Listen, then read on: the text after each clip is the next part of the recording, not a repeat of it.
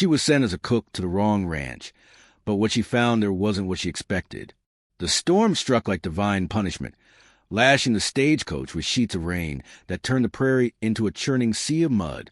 Inside the cramped compartment, Temperance Hartwell clutched her mother's cast-iron skillet against her chest, the familiar weight both burden and comfort. The iron pressed hard against her ribs through her sodden dress, but she would not release it, not even when the coach lurched so violently her teeth clacked together like castanets. She had been promised safe passage to the Lattimore Ranch, where honest work as a cook awaited. Instead, the driver, a man with whiskey-clouded eyes and shaking hands, had mumbled about shortcuts through the storm. Now she found herself deposited like unwanted cargo at a place called McGraw Ranch, somewhere in the vast emptiness of the Texas prairie.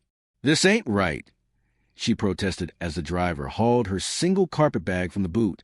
Rain plastered her bonnet to her skull, and her dark wool traveling dress clung to her like a second skin. "Close enough, lady," the driver spat, already climbing back to his perch. "Can't be choosy in weather like this."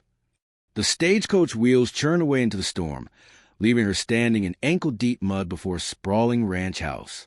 Lamplight flickered behind oiled paper windows, and smoke rose from the chimney despite the driving rain.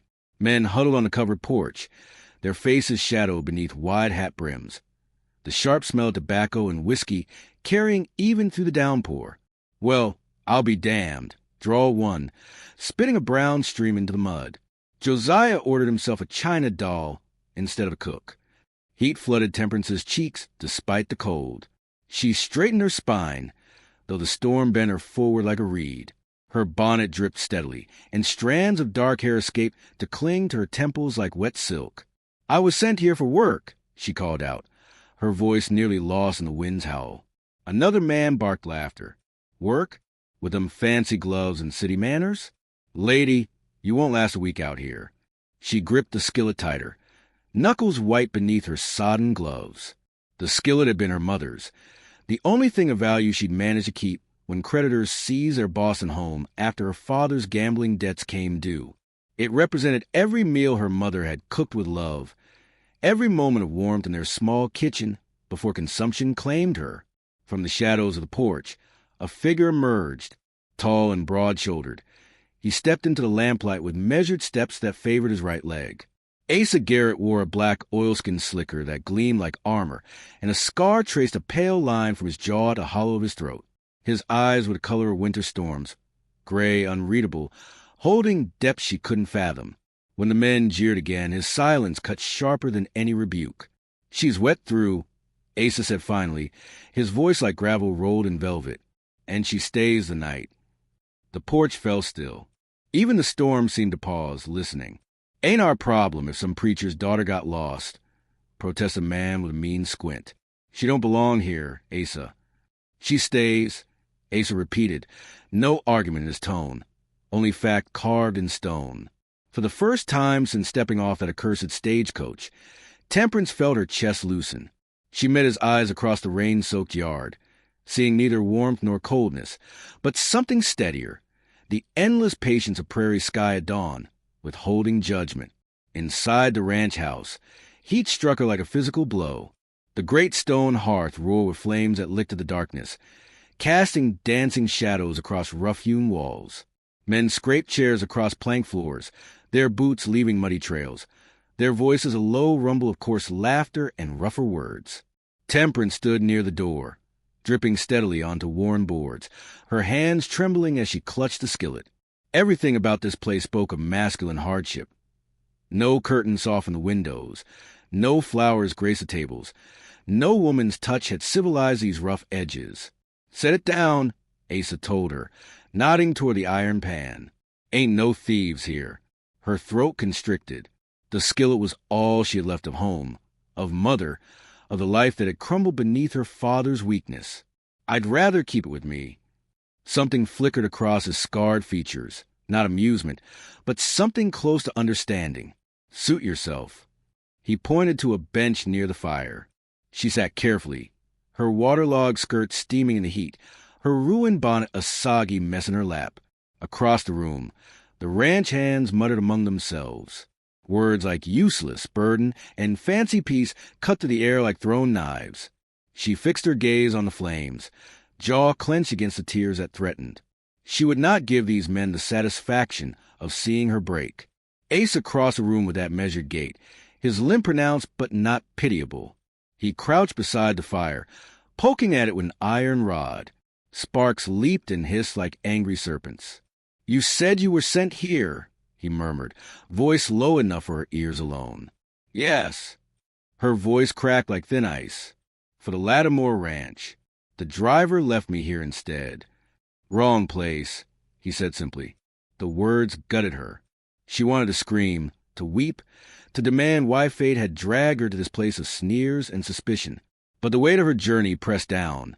Weeks of hunger, of whispered scandals about her past, of doors slammed in her face. "I can work," she whispered fiercely. "I can cook, clean. I don't need charity." His storm-gray eyes lifted to hers, steady as bedrock. "Didn't say you did." The silence between them held weight, fraught with unspoken possibility. That night stretched endlessly. Men filed off to their bunks in the bunkhouse, their laughter trailing like smoke. She was given a thin pallet near the dying fire, a threadbare quilt that smelled of horses and cedar. Lying down with the skillet clutched against her chest like armor, she listened to rain drumming on the roof and wondered if morning would bring dismissal. Sleep came in fragments, broken by dreams of her father's stern disapproval and her mother's gentle hands guiding hers as they cooked together in their Boston kitchen. When gray dawn leaked through oil windows, she woke to find her dress stiff with dried mud and her body aching from the hard floor. Boot beats echoed across the planks. Asa entered, hat in hand, mud streaking his boots from morning chores. He looked at her with those unreadable eyes. "You'll cook breakfast," he said. Not a question, not a request, a command, but delivered without cruelty. Her chest tightened with both hope and terror. This was a chance she craved, offered like a test she dared not fail. The kitchen smelled of smoke, grease, and decades of masculine cooking. Cast-iron pans hung from hooks like sleeping bats, their surfaces blackened by years of use. A massive wood-burning stove dominated one wall, its firebox cold and uninviting. Temperance set her precious skillet on the stovetop with reverent care. Her fingers trembled as she coaxed flame from cold ash, working the bellows until sparks caught and heat bloomed. The familiar weight of the skillet in her hand steadied her nerves. This was her mother's kitchen magic, passed down to generations of strong women. Her first attempt sputtered pitifully. Smoke curled acrid around her, burning her eyes and throat. Behind her, laughter rose from the men gathering for breakfast. "See? Doll can't even light a fire proper," someone jeered. She clenched her jaw, forced air into the coals, fanned them with her skirt hem until blessed heat bloomed. Laying strips of bacon in her mother's skillet, she listened to the familiar sizzle, loud as gunfire in the tense silence. Grease spattered her hands, each drop a small burn, but she did not cry out. She had endured worse. With practiced movements born of desperation, she scrambled eggs to creamy perfection, set cornbread to warm, and brewed coffee strong enough to wake the dead. When she finally set the platters on a long table, silence fell like a shroud. The ranch hands ate with the grim efficiency of men who expected little and received less. One grunted approval. Another reached for seconds without comment. Asa ate in contemplative silence, his scar catching the morning light that streamed through dusty windows.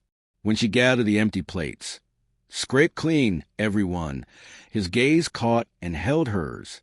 A slow nod, barely perceptible, but real as sunrise. "That'll do," he said quietly.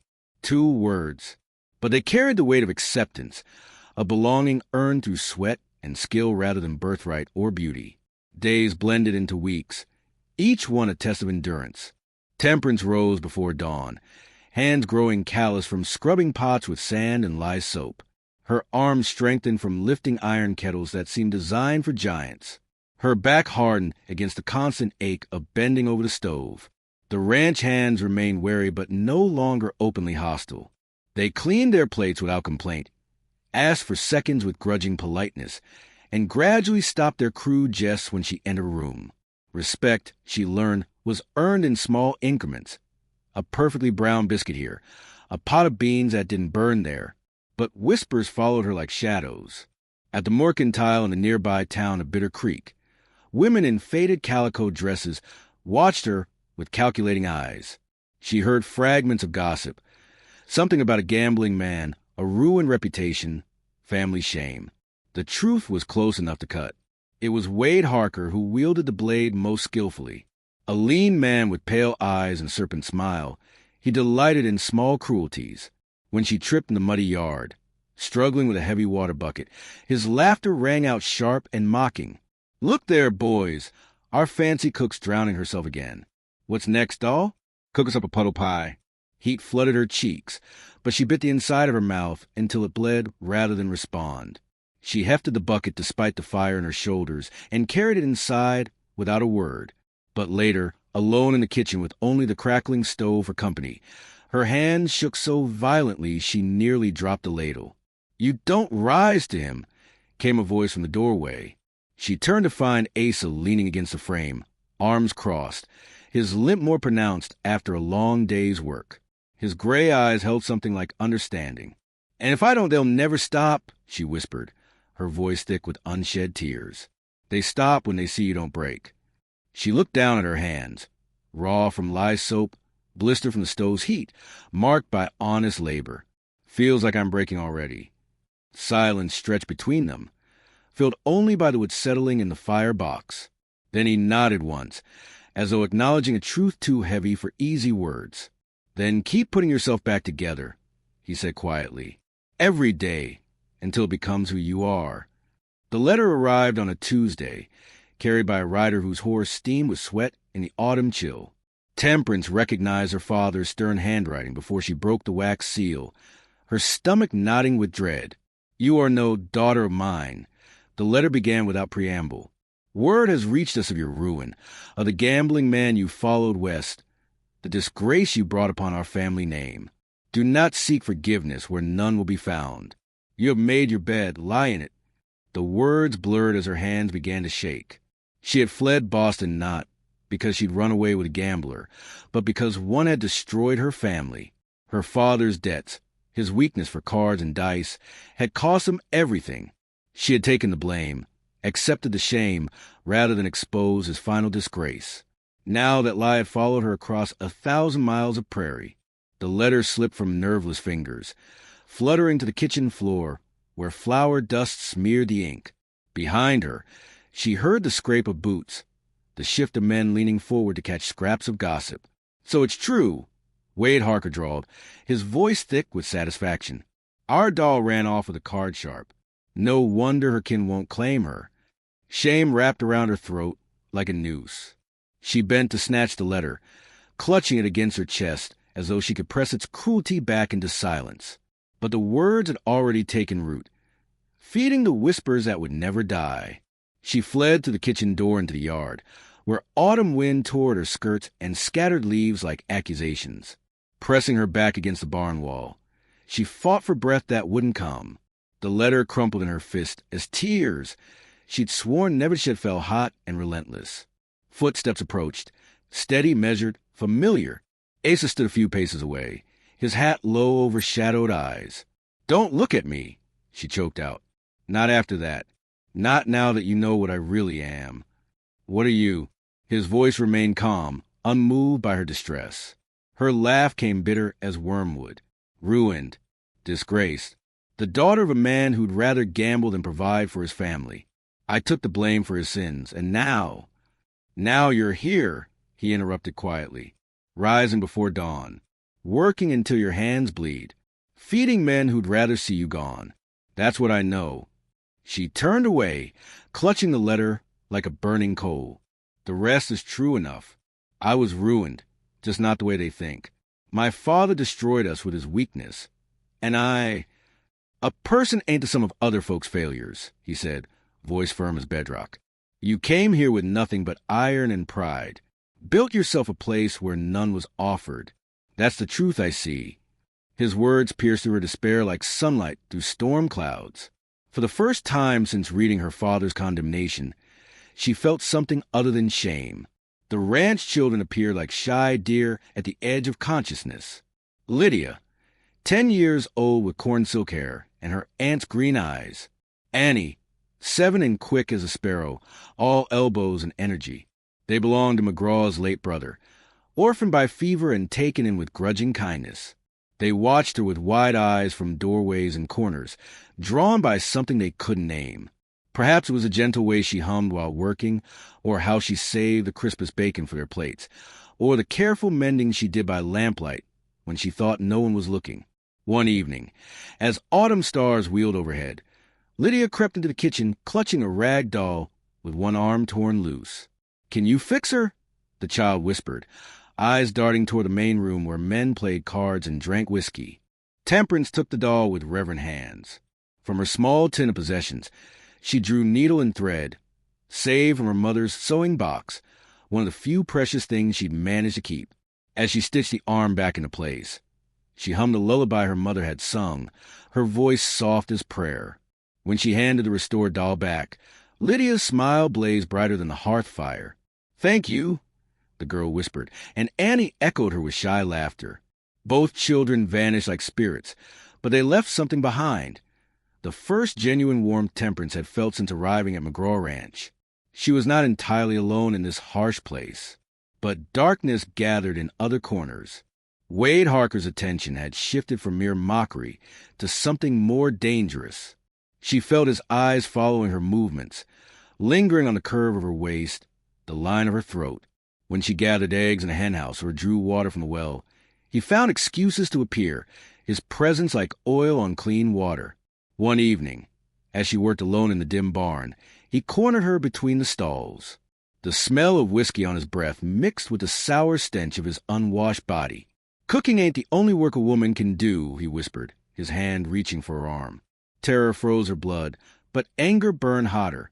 She raised the collecting basket like a shield, her voice steady despite the hammering of her heart.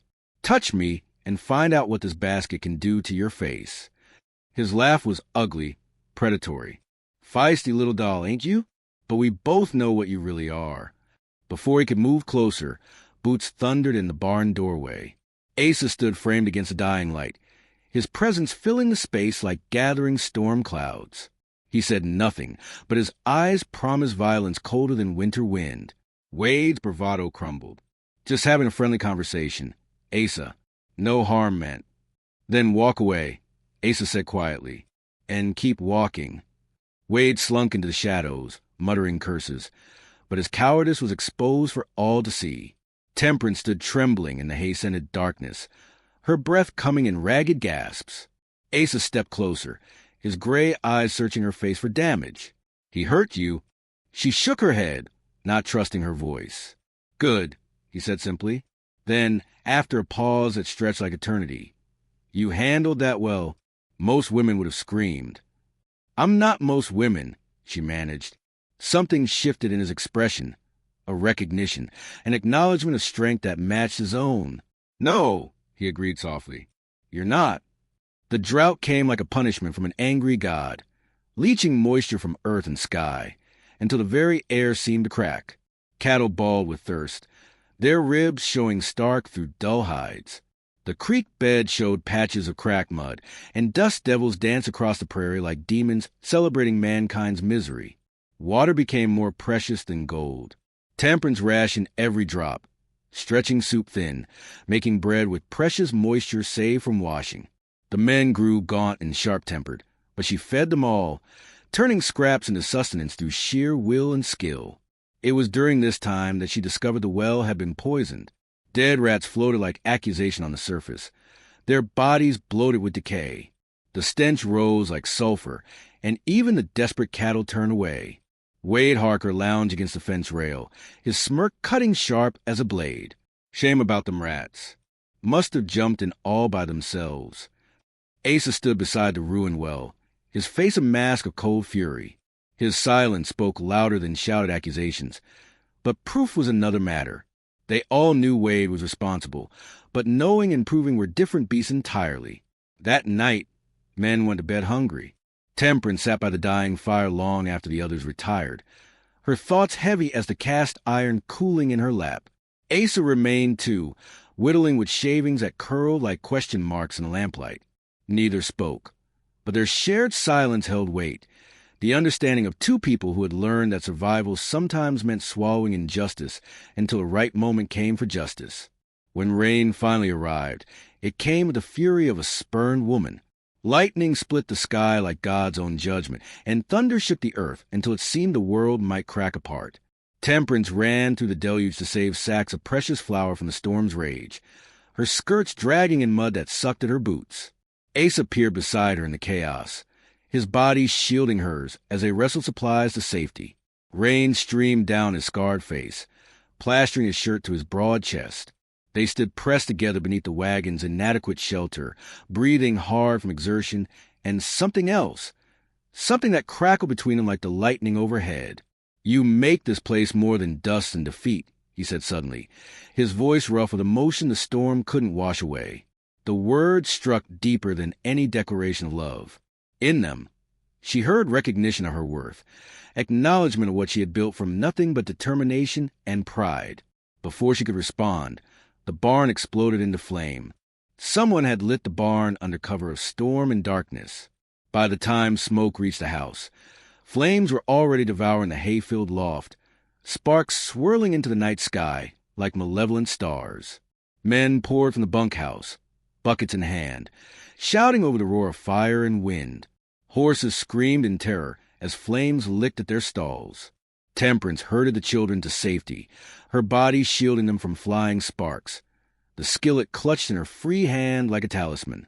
Through the chaos, she saw Asa limping into the inferno. His oilskin coat hung in tatters, his face blackened with soot, but he cut horses free from their burning prison with methodical determination. Fire painted him in gold and shadow, and for one heart-stopping moment, she thought she would lose him to flames. When he staggered free, coughing and burned but alive, her throat tore with a cry she hadn't known lived inside her. Relief flooded through her like cool water, followed immediately by the terrible understanding of what his loss would mean. Half the hay was gone by dawn. 2 stalls collapsed into charcoal and ash. The men stood hollow-eyed with exhaustion, anger simmering beneath their soot-stained faces. Wade Harker was notably absent from the firefighting, his clothes mysteriously clean of smoke and char. That morning, Temperance cooked through the acrid haze, her eyes streaming, hands steady despite the trembling in her chest. She fed them all, even the man she was certain had lit the match, because it was all she could do, the only weapon she possessed. When Asa slumped to the table, his arm wrapped in bandages, she set his bowl down with infinite care. Their eyes met across the scarred wood, and in that moment the rest of the world fell away. Only his gaze, steady and sure, promising that they would endure this trial together. But endurance had its price.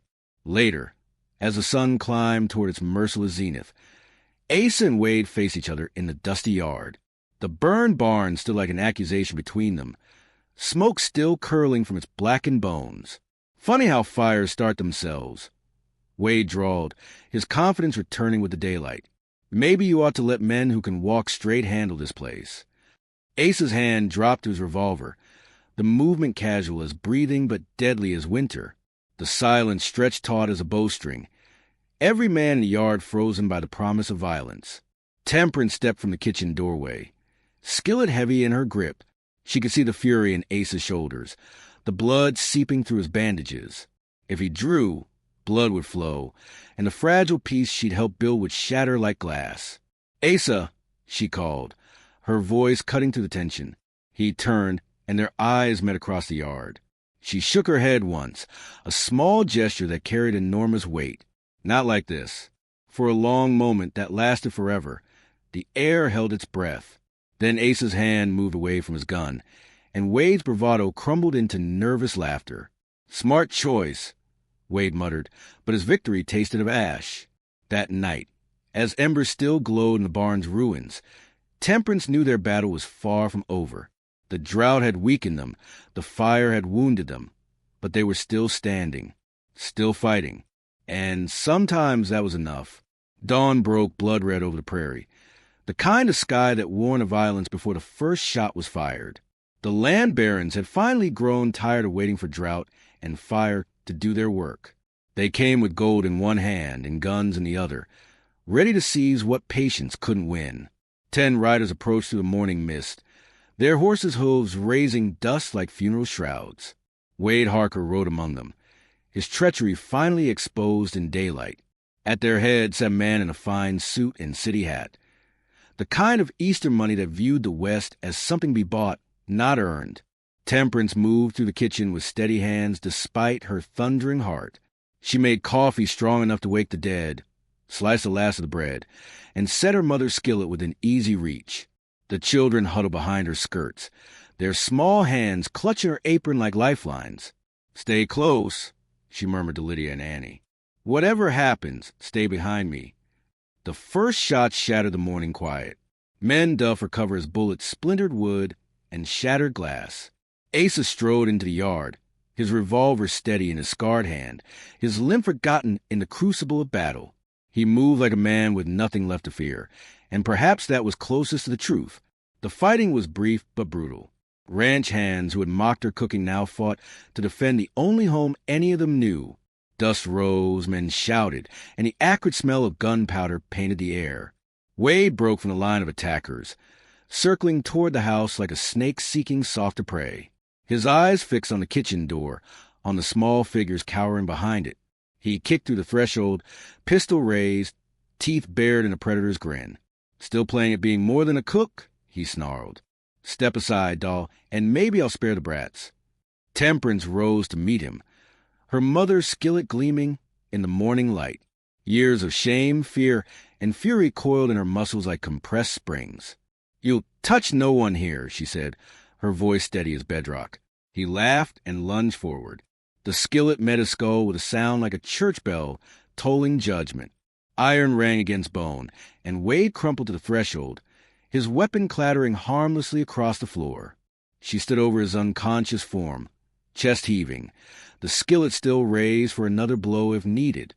The children clung to her muddy skirts, their eyes wide with a rather than fear. When Asa burst through the doorway moments later, blood seeping from a shoulder wound, he took in the scene with wonder in his gray eyes. Wade sprawled at her feet, skillet gleaming like a weapon forged in righteousness. Her dark hair escaped from its pins and framing her face like a warrior goddess. "Temperance," he breathed, her name a prayer on his lips. She lowered the skillet slowly, hands shaking now that the danger had passed. He crossed the space between them despite his wounds and gently took the iron pan from her trembling fingers, setting it beside his smoking revolver on the scarred table.